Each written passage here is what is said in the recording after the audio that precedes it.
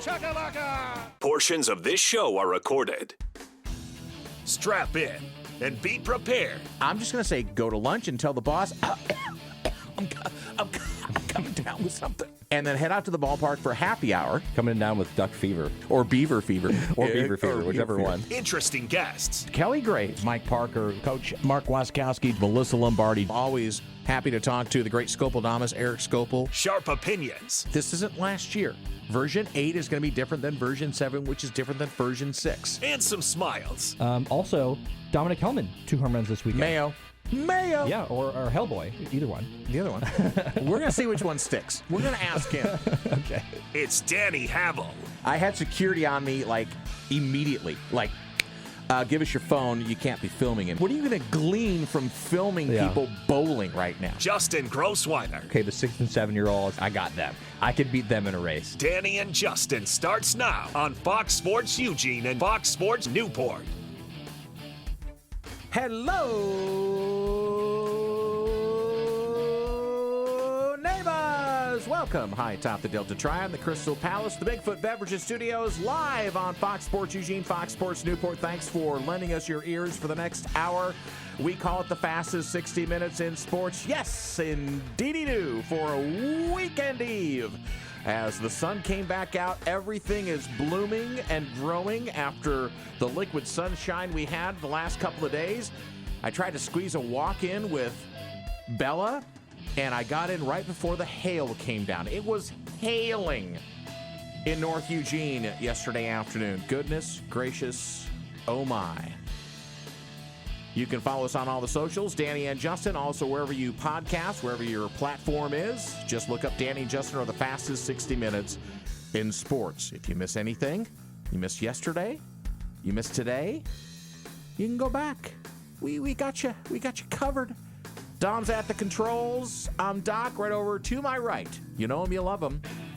Justin Alexander Grossweiner. He's our own JAG unit. It's Baby J. What a boy! Jag unit, I like that because my middle name is Alexander, I guess. That's right, you got it. So the what the JAG unit is in the military? No, it's the lawyers. Oh, that's the justice unit. It's a few good men, Tom Cruise, Demi Moore, and Kevin Pollak. They were the JAG Corps to prosecute or defend, actually. Yeah. Are you familiar with the term in the sports context? For JAG? Yeah, have you heard this, Dom? Well, get your microphone on. You always got to be ready, buddy. You got to be Dom. ready. I have not ready heard position. of JAG. Just a guy. Just a guy? Yeah, that's what they, as in the star players, refer to the guys that are the in and out and not necessarily going to stick around in the league. Wearing a ball cap, carrying a clipboard. Yeah, the just a guy. All right, well, you don't ever want to be that guy, just like you don't ever want to be the red sweater guy in Star Trek. Because if you're in the landing crew, you are the first one to go. If you're a red sweater guy. Is that like a well-known thing? It is. So you go back and look at the history. When I was running a crew in the business side of things, I would always tell people at the end of a big huddle, I would say, don't be the red sweater guy. And they got it after a while. So go look it up.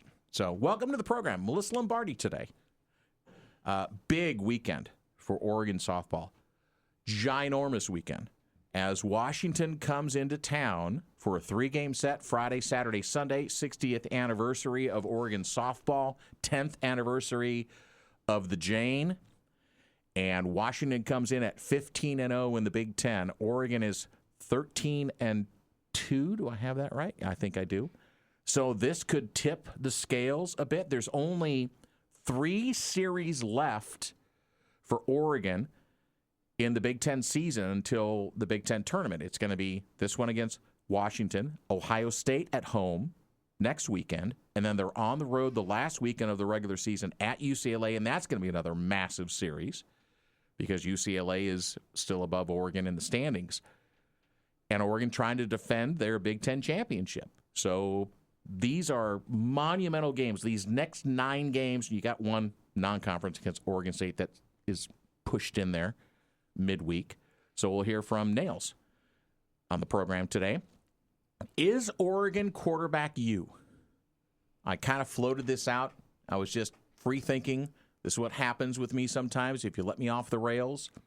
And so we're gonna dive into it a little bit more. I'm really excited about this conversation. You like this conversation? Yeah, I think there's a lot of different angles that you could go to this. Yeah, so we're going to talk about that in the last segment. Yeah, I'm ready to go now, but we'll have to wait. No, he's like a thoroughbred, I'm folks. ready to go. He's like biting at the bit, getting ready to get out of the starting gate. He's like a drag car. He's like drag racer. He's waiting for that green light. Jeez, Justin, you're fine, dude. I'm excited about it. It's good, right? Good. Tomorrow on the program, we're going to have Kelly Graves and Travis Demers is going to make another appearance. We're talking a lot of Blazers, man. The excitement is that we have Blazer fever. I think we do. I'm really excited we're going to get him on for the second time. I think that's the first time we've ever done that. And he's going to book in the weekends. Yeah, I mean, that's true. The week. Monday, Friday. We had him on Monday, and we're going to have him on Friday. Have we ever had a guest twice on in the same week? Never. I don't think so. Well, we only have 18 months of track here. But true. No, I don't think we ever have. I don't think so either, but it is a really great time, and for the Blazers, it's super exciting. So great to have Travis on once again. Big bets tomorrow as well, as Goose will be in studio. And yeah, we did not do great last week, but neither did you. So that's baseball. When the coin wins the week, that's enough said there. So we've got baseball coming up, though, for Oregon as they head back on the road after the game that was supposed to be up in Portland was postponed. Still haven't found out what the makeup is, whether or not Oregon or Oregon State are going to play, and apparently they are. They're going to play it again at Hillsborough Stadium where the Hops play. So they're going to honor all those tickets. And I listened back to the program, and I was mistaken. I kept referring to Oregon State being the home team because it was on their schedule as a home team. It was a coin flip, and actually Oregon officially was designated as the home team in that. I don't know how many rights that gives them in terms of rescheduling, but I think it was more about, who gets to So was this go to bat. Oregon technically putting on this event? No, it was a joint event. Okay, sorry, I'm trying not to get confused. I don't want to muddle it. I think I'm confusing other people now. No, but I mean, both administrations will get together and they'll figure it out. So we talked about this with Dom on the program the last time, which was, trying to find the window and find the opening. Right. The deal is both teams have to travel. Didn't it look like the early part of May, the Hops would be out, and there might be an opportunity with, I think the Beavers were playing the at Hop Stadium against Portland maybe sometime early in the week. I think Oregon might have to, they played GCU, I think they may, could there be a situation, I guess, where Oregon talks to GCU and goes, hey, can we cut one of our games? Can we work that out so we can get a game in?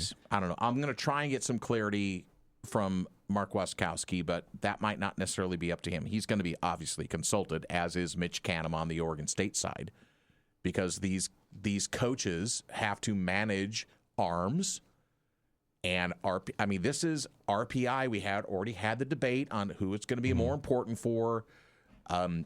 I think always the one that's lower in the RPI needs to play the one that's higher in the RPI, and that's more important to them. But I think I got shouted down a little bit that Oregon State, because they're playing that independent schedule, this one is a top 35 RPI matchup for them. So we can continue that when we get closer. Okay? Hear me out. All right, I'm ready. So Oregon goes up to Seattle and plays Washington. They get done with that series on May 3rd. Portland plays the Beavers on May 5th in Portland up at the Hop Stadium. Could Oregon just go down and, this would be crazy, playing on a Monday? Could you do something like that? And but then you've got, I know, and that's tough. You have Tuesday, two against Wednesday, GCU, and then you go against UCLA. It'd be tough. I just don't think you've got the arms. I don't see how you could schedule it without either doing something like that or removing another game. See, but that's why I know it's problematic. Because you've got to work around the Hops. The Hops are not going to change. Major League Baseball is not going to change their schedule to accommodate a college game that was postponed. They're just not going to do that. I know. Yeah, it's tough. I could see this game not being played, which would be bad for both teams. Both these teams want this game. So the only other opening, and Dom, can you look up the Hop schedule for me and look at April? God, we're going down the rabbit hole here. I want to talk about the actual game that's going to be coming up between Oregon and Illinois, this series that's coming up. But this is important, though. It is. So Tuesday the 28th, are Hillsborough at home or not? That's what I want you to look up, because this is the one-off game against Gonzaga that Oregon has at home scheduled. So this might be the opportunity. But then we got to look at the Beaver schedule as well and find out if. So, Justin, we're going to have the computers firing up. There's satellites being linked up. There's communication going from the ground to the sky right now.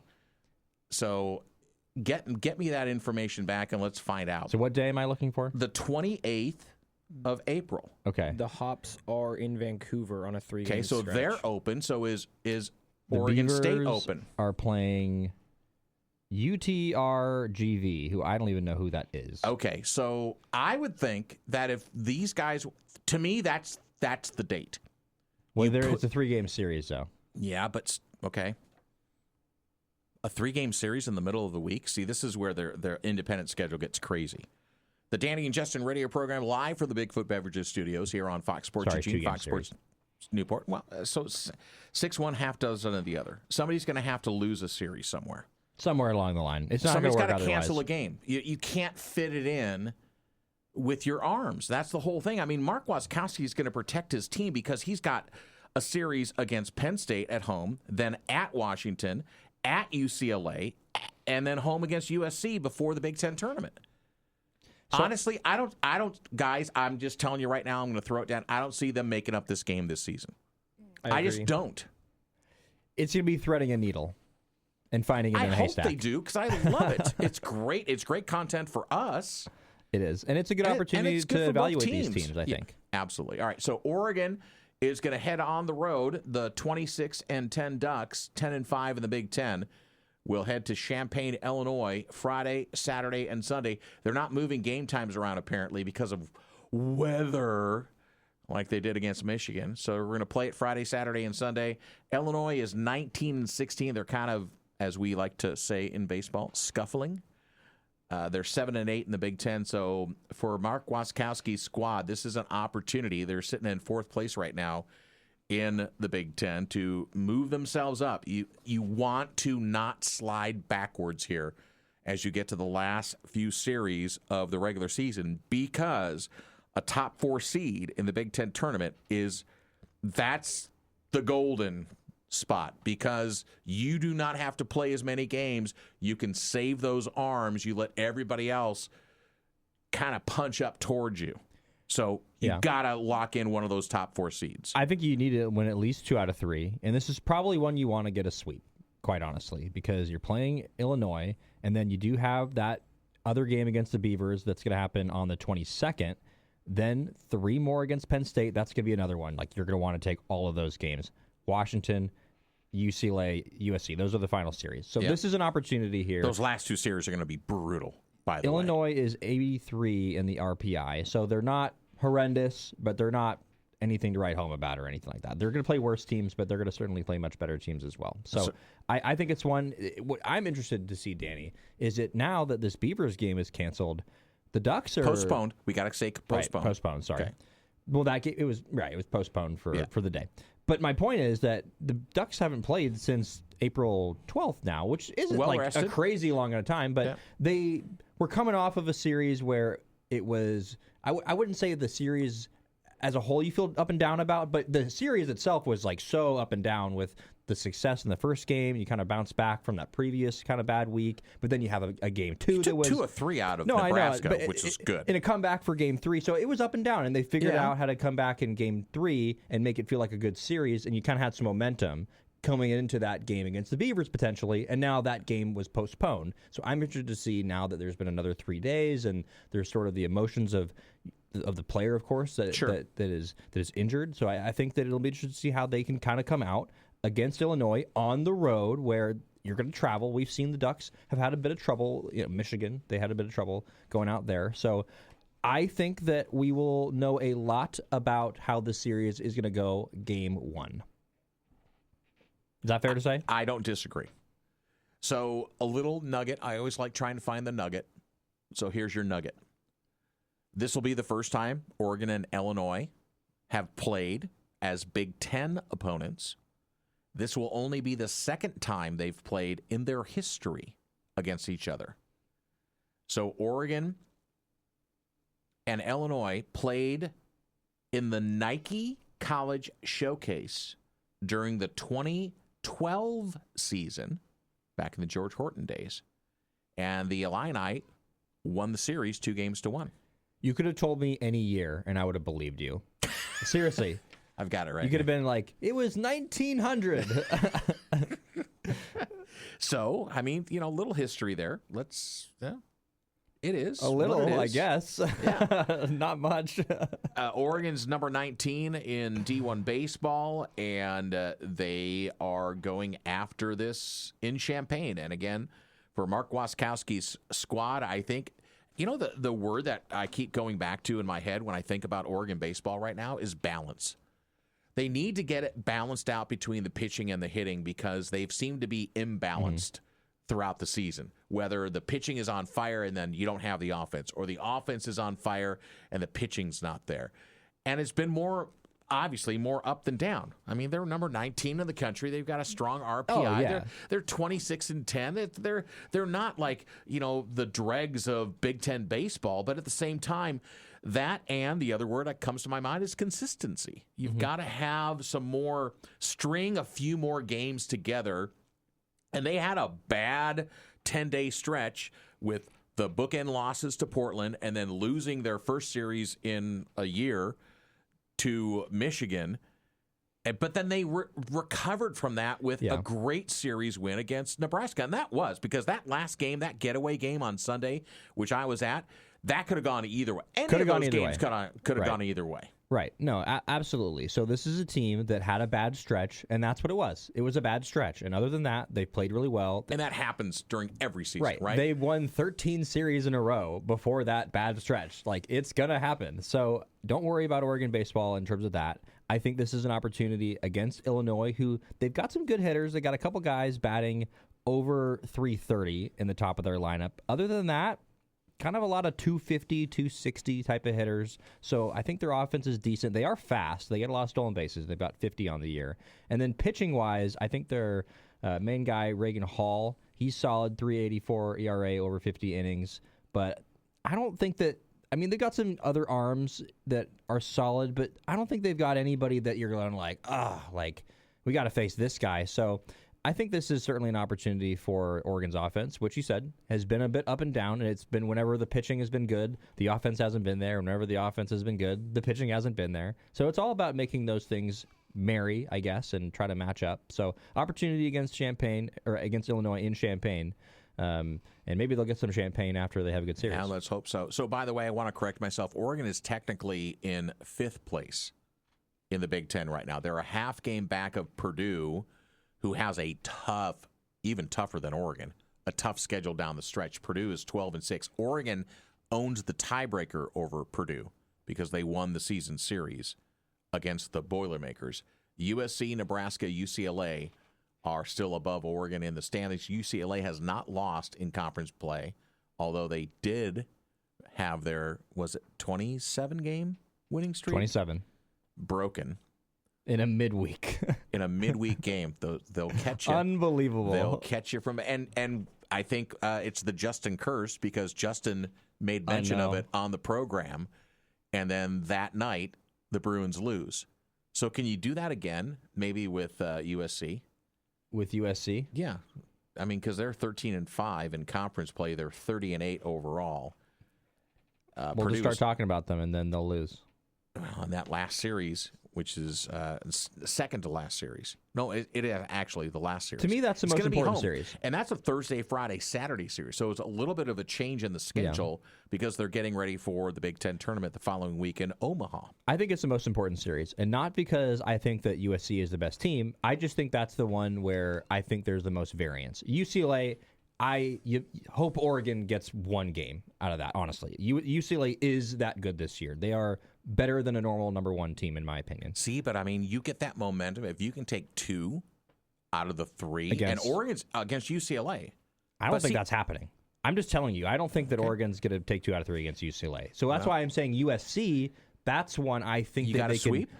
No, I'm just saying they could take 2 out of 3, and that would be huge for their RPI because they're doing USC is doing well in the RPI right now. That could be an opportunity for Oregon. I don't look as UCLA as an opportunity. I look at UCLA as make it through that series, whatever you can. If you can scrap out 1 win, you're doing great. Honestly, I mean, they're that good. Well, I think the pitching staff for Oregon can rise down there. I'm not going to count them out yet. I'm not going to count them out yet. All right, let's take our first break. When we come back, it will be Nails Melyssa Lombardi. We'll talk a little Oregon softball as the puppies are coming to town this weekend as we celebrate 60 years of Oregon softball, 10 years at Jane Sanders Stadium. We'll talk to the head coach, the leader of the flock, Melyssa Lombardi, next on the Danny and Justin radio program.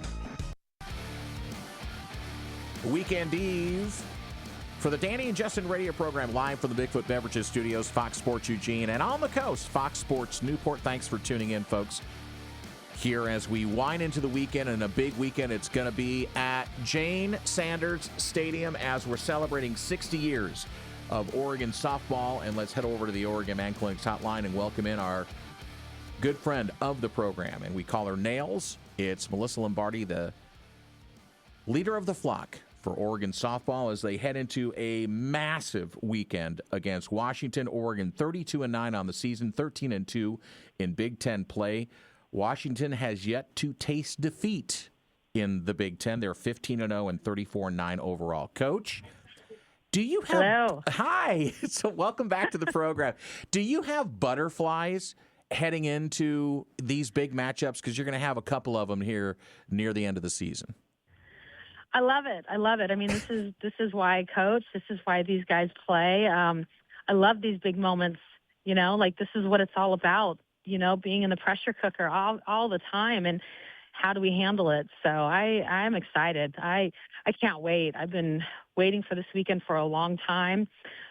Cannot wait to get our alumni back. We are going to roll out the red carpet for them and have an action-packed weekend that they'll never forget. And we get to play the Huskies. Absolutely. Yes. That's what I'm saying. And 8 wins in a row for your team. So talk about how it's actually gratifying to see and how many of the alumni are going to be coming back. But how important is that for this generation, this version 8 of Oregon softball, to be able to relate back to the people who and the players and the coaches and others that kind of laid the foundation before you took over the program? It is everything. It is important.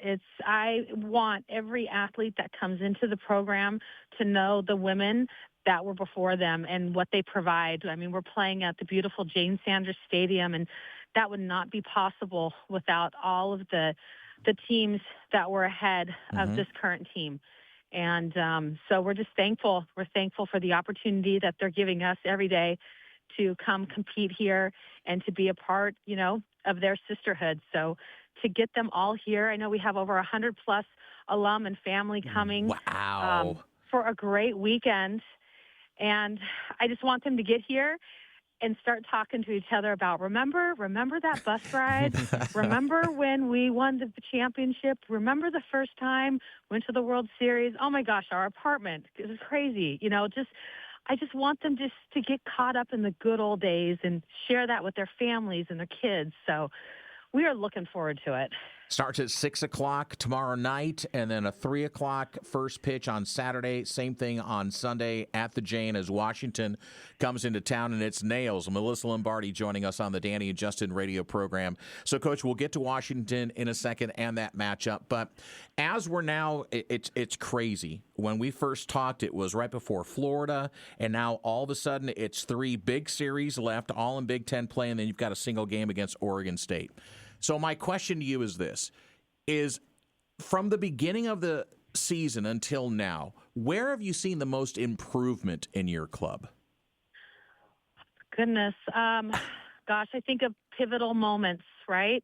A pivotal moment for me was watching this group come back and beat Duke at the Mary Nutter. I thought that was just a pivotal moment for us because the night before we lost to Cal State Fullerton in a way that no way it should have happened.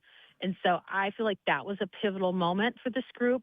And then just every weekend that they've played, they've gotten better. Like what I appreciate about this group is as coaches, we're pushing on them to continue to uphold their standard and to continue to find greatness and come to practice. You could come to practice and just come to just be ready for the weekend, or you come to practice to get better.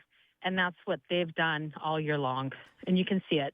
And I think one of the things you're talking about with the standard is those small details, because those small details can lead to large outcomes. They can start a rally for you. They can end a rally for you. They can start a rally for the other team. So how do you feel like your team has done with handling those small details this season?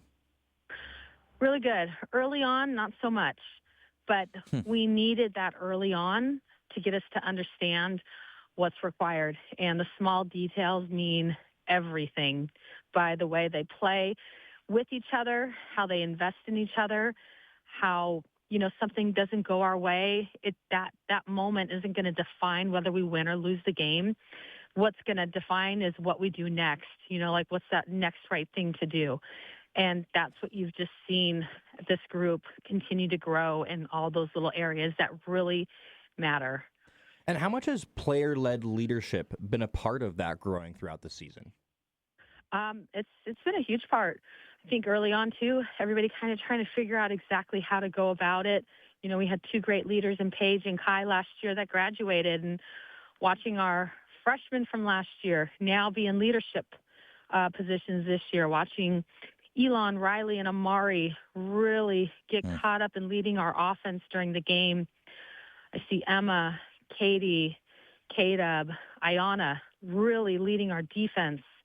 And then you look at Lindsay and Elise leading our pitching staff. So last year, we'd had two leaders that we really went to, and I feel like this year you can see different leaders leading in different ways. Melyssa Lombardi joining us, the Danny and Justin radio program, as Oregon has won 13 straight Big Ten series dating back to last season. And you just mentioned Elon Butler. She leads the Big Ten in doubles at 16 and 8th nationally as Oregon leads the NCAA with a U of O season record of 31 sacrifice flies as well. So, Coach, and I'm going to pivot to, you just kind of talked about leadership, but I want to talk about trust. And for when you walk out into the circle and you're thinking about making a pitching change, and you've got Lindsay or Elise or Taylor or Maddie, anybody else in the circle, and they say, Coach, I want to stay in. I mean, do you trust the players enough to go, you know what, I trust your gut, or is it more, I'm going to take your information, but I'm going to still make the decision? I think it's both. I think it's just really leaning into the moment. And if I have a pitcher with conviction saying that, I'm probably going to say, okay, you doing good, and walk back to the dugout. If there's just a crazy matchup where I and I need to make a change, I'm going to say, yep, I hear you. When we got you right now, pass the ball. And they're going to say, okay, because I know they trust me and my decisions as well. Do you lean into instinct or analytics, or is it a balance?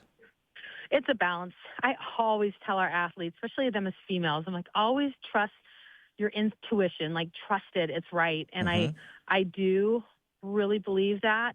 I do also believe there's a thing called analytics that, allows you, I think, to make some clear decisions as well. How much of a tone setter is Lindsay when she's out there and she's dealing and she's throwing, 3 strikeout innings? Like, how much does that set the tone for everyone else? Oh, it's a huge tone. I think for her, what she does on the mound, it just breeds confidence for everybody that's behind her. And they see, how hard she works on the mound. And so they want to work just as hard for her. And then on the offensive side, same thing. You see Elon get up and, first pitch hits a bomb. It just sets the tone for the game. It shows how confident she is with her plans, but then also breeds confidence for the rest. And one of the things about your offense that's really sticks out to me is that as a team, you take more walks than you have strikeouts, and there's a few players that really do really well in that. Elon Butler has almost twice as many walks and strikeouts. Caitlin Jones has 3 times as many walks and strikeouts. That's pretty incredible. But how much pressure does that put on your opposing teams? The fact that your team, you take pitches, they're on base, but also you don't strike out. You're putting the ball in play. Yeah, I think it puts a lot of pressure because now, like, you walk the person. Well, now the next person is on, and you've got a runner at first. She steals. You got a runner in scoring position. So I think the pressure that applies a tremendous amount of pressure. So Oregon is celebrating 60 years of softball and 10 years at the Jane. And as Coach just said, over 100 alumni and their family are going to be flooding. It's going to be a great time for all the rest of the fans as well to be able to sit and talk and reminisce with all of those greats from the past, going all the way back to Howe Field and remember all those times. And now the beautiful palace what we have at University of Oregon with Jane Sanders Stadium. And Coach, let's talk a little bit now more about the Huskies as they come in. Obviously, it's an opponent that you've seen over in the past, Pac-12 battles here. As your team comes in at number 13 in the RPI, strength of schedule is 22. Washington has been racing through the Big Ten. So talk about the challenge. What do the Huskies present, and what's the challenge? They're a really good team. Their coach, they have a great coach and coaching staff. They've got great athletes over there. They understand how to do it all. They can hit for power. They can bunt. They've got good speed. They've got great defense, and they've also got good pitching as well.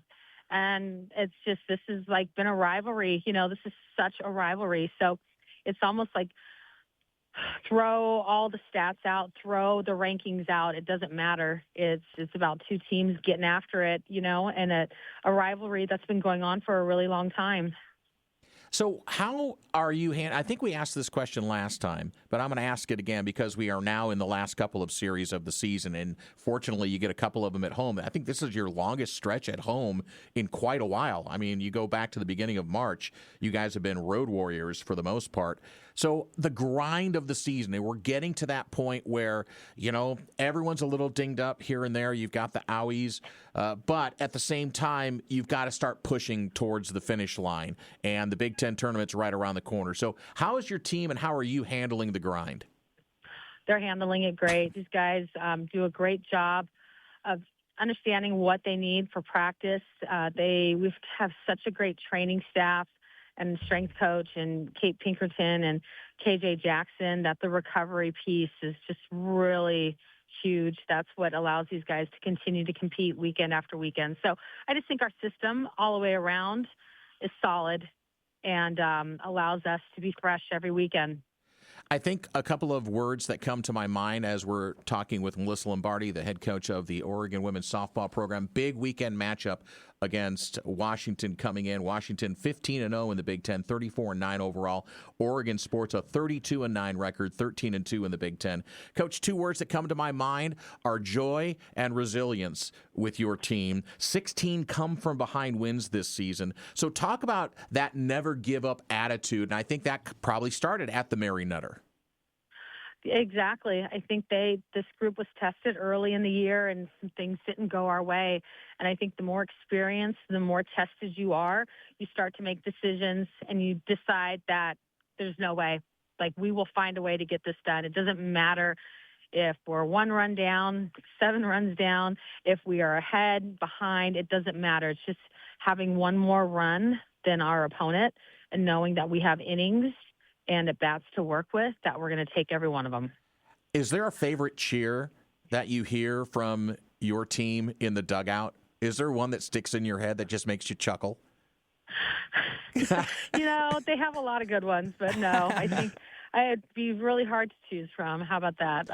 But no, they've got great energy in the dugout. That's what I love about them the most. All right, Coach. Well, we're looking forward to seeing you this weekend. Want the fans to flood the Jane, sell it out. I know there's just a few tickets left, but people can still grab a couple, and let's get the standing room. Let's get the Bob filled up, all of it this weekend. That sounds great. Looking forward to a great weekend. Can't wait to get the Lions Den rolling here at the Jane. Mm-hmm. All right. Thanks, Coach. We appreciate your time, Nails. Thank you. There she goes, the great Melyssa Lombardi. Man, this is a huge weekend for the Ducks. They can claw their way back up. And I mean, they're not.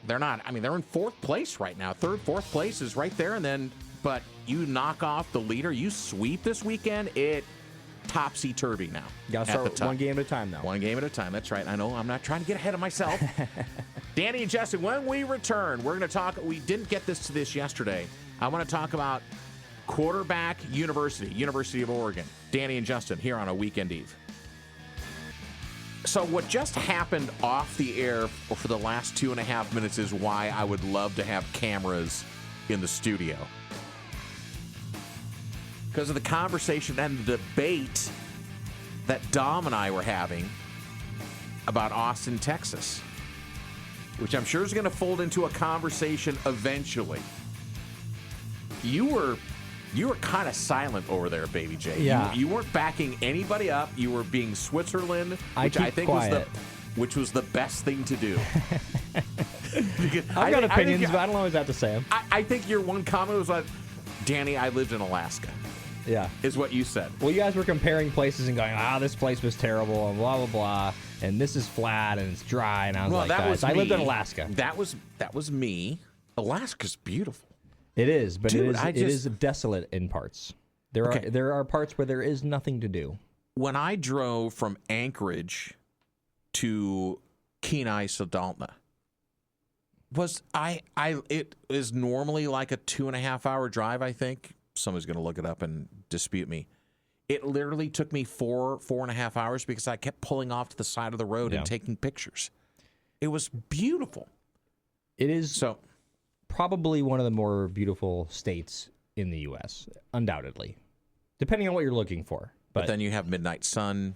Yeah. You have all that other stuff. There's also a lot of cold, dark nothingness going on. All right, we're going to talk about Oregon being quarterback university here in a second on the Danny and Justin radio program. If you missed the interview we just had with Melyssa Lombardi, go back to the podcast and listen to it. Dom, I'm going to give you literally 45 seconds to defend Austin, Texas to everybody in the listening audience to say why it's such a great place to be. You got 45 seconds. Go. I will start with, since we're in Oregon, everyone loves Willie Nelson. Willie Nelson portrayed a lot of things Oregonians love. All right. I don't know if I accept your premise, but go ahead. We have great barbecue. Okay. Good city. All right. That's good. Oh, so you can't just say good city. Why is it a good city? We have great music, great food. Okay. Again, we have a river that runs through the middle. There's natural springs you can go swimming. Easy to get around. Easy to get around, and the city's very young. So there's a lot of energy there. Yeah. Okay, that was 30 seconds. Is it like what I've heard about Austin is that there's some similarities to Portland. Yeah, keep Austin weird. Yeah, which Sixth, Portland stole. 6th Street is the place to go. 6th Street is like Bourbon Street in New Orleans. Yeah, 6th Street's fun. It depends on which side. Okay, so tell me about this then. There's East 6th is like kind of the college, like it's kind of a little raunchy. Closer to campus. Because Texas, University of Texas, is right in the middle of Austin. Like literally Memorial Stadium, you drive on the freeway. Yeah, in that show that you're watching, they involved the University of Texas. The last thing he told me or whatever that one was. Because they're in Austin. Yeah, it's right in the middle of the city. Literally, it's like Nebraska. Their Memorial Stadium is planted. I mean, you don't have tailgating. The tailgating is in parking lots and parking garages. It's not like what we have here at the University of Oregon or Oregon State. It's literally right in the middle of the city. Go. About what? I mean, you were talking about the culture. Oh, you were talking about more. 6th Street. 6th Street's fun. I mean, it depends on which side you're on. I get, like I said. So you said East is towards. Is like more, more. It's like kind of these like more collegey kind of these like bars that are like just play loud music. West 6th, where I usually go, is a lot more fun. It's a lot more just like, I guess like just a cleaner crowd in the sense of just like the bars. It's like when you go to East 6th, it's like shut off and there's police everywhere, and so it's just like making sure nothing gets out of hand. When you go to West 6th, it's a little like there's not a big police presence. It's a little, I don't know. It's not an an older crowd. You're older saying? crowd, but like old as more in like mature, 25 and 28. Jeez. Okay, got it. No, that totally makes sense. Does it? 25, You just clicked right there. Absolutely. Okay. No, there's a big difference between like 22 and 28. Yeah. Big, especially with the rowdiness. So I get it. Can we talk about quarterbacks? Yes. Sorry. I'm ready. Listen, man, you take us down rabbit holes. I'm allowed to do it once in a while. We got plenty of time. Quarterback U. I threw this out the other day because as I started rolling through some of the quarterbacks in recent history that Oregon's produced and have made their way into the NFL, I thought, you know what? Can Oregon start to grab the label of quarterback U? Can we get the quote from Dylan Raiola first? Because this was one where it's like, I think there were a lot of people that were shocked because Dante Moore saying he was coming back, and then after that announcement, Dylan Raiola, who's a 5-star out of high school, who went to Nebraska, who was heavily recruited by Oregon, says, you know what? I'm headed to Oregon. Here's what he had to say. You know, a lot of people consider it quarterback U.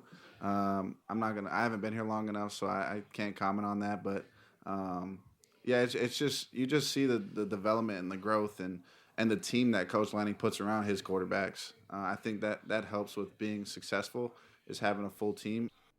I think that it's an interesting conversation because there's a lot of things you could debate. Is it the team or the university with the most quarterbacks in the NFL? Or productivity?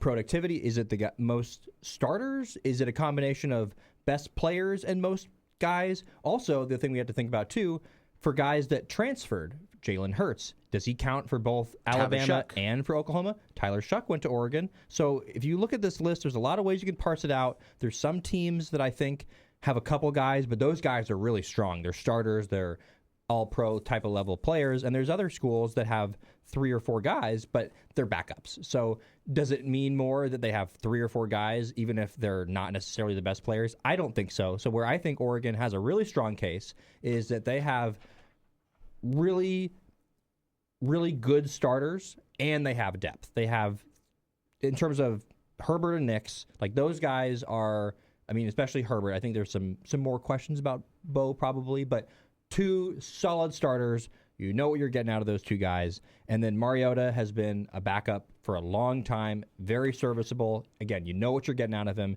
And then Dylan didn't have the best rookie season, but he played. He started games. He's an NFL quarterback. That's in Cleveland. Exactly. And he's going to be around for a long time, I think. We also have to consider, I think, what's going on in college, because Oregon's going to have another guy that's going to come out next year that's going to be a top pick. They also, I think, Dylan is a good point of this, even though they had another player decide they wanted to go there because they wanted to be a part of that. So I think these things are all kind of a debate, but add into a case where I don't know if Oregon's number 1, but I certainly think they're in the top 3. So, Dom, I'm going to give you an opportunity here, and a lot more mic time than I thought you were thinking you were going to get. Make your case for Oklahoma, because this was, again, our debate off the air. Okay, in my opinion, when you analyze QBU in college football, it's productivity in college football usually.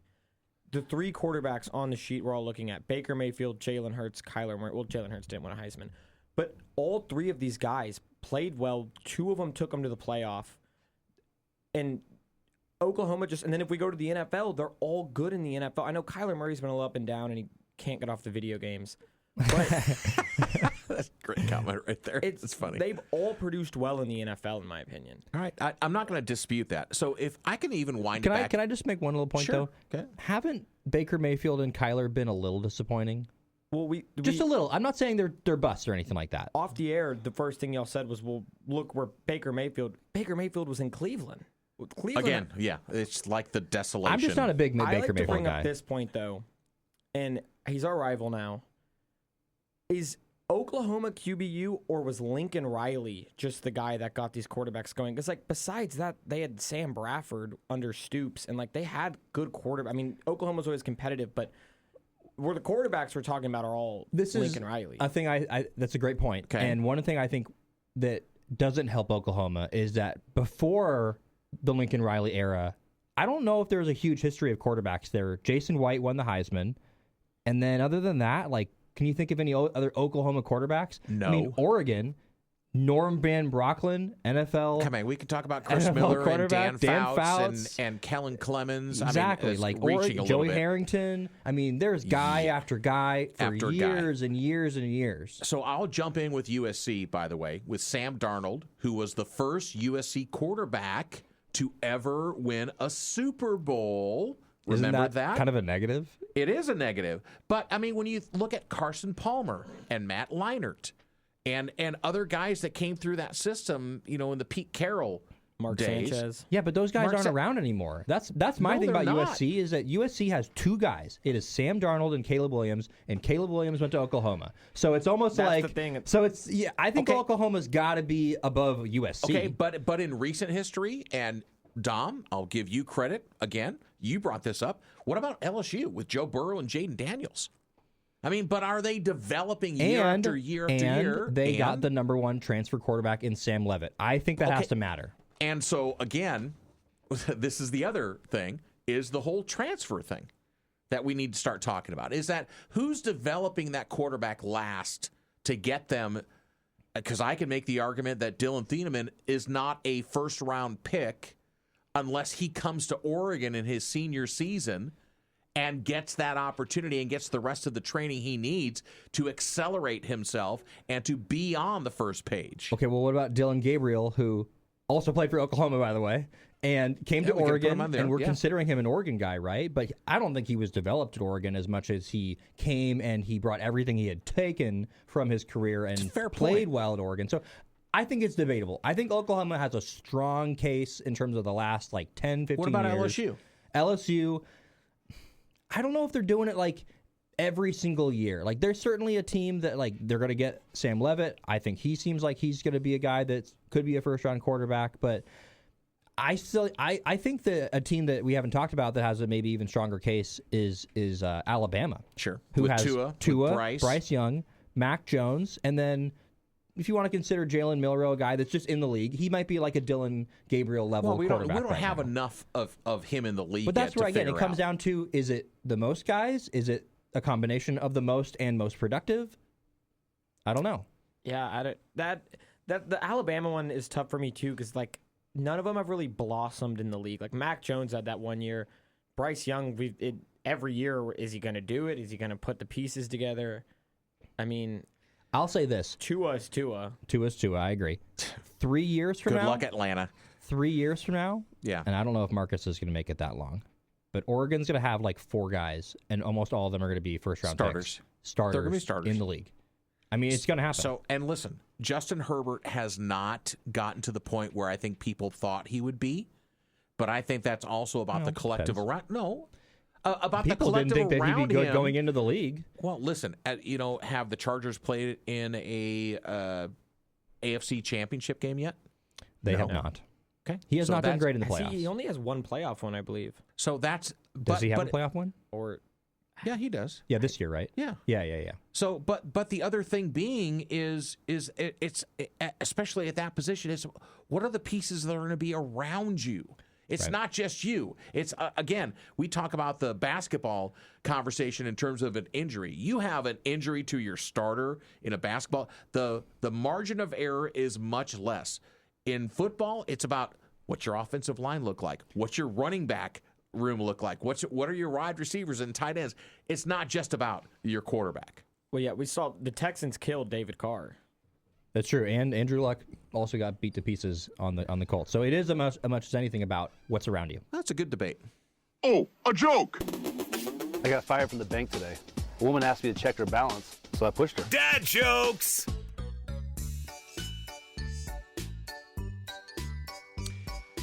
Why can't you trust the king of the jungle? Why can't you trust the king of the jungle? I don't know. I don't know either. Because he's always lying. I'm about to say, I knew this was... Okay, you know I knew what? this was gonna be a The Disney break thing. fast, break furious is It the was too highlight of the good. week. It really was. It really was. It was too fast and too furious. Was that what it was? I was trying to think of the movie that was from. That's why I paused for so long. All right, That there was a we good go. one, though. All right. Thanks, Dom, Baby J. I'm Doc. Thanks for lending us your ears, friends. God bless. Put a smile on your face. Someone else's. They deserve it. So do you. Go listen to the podcast. Peace.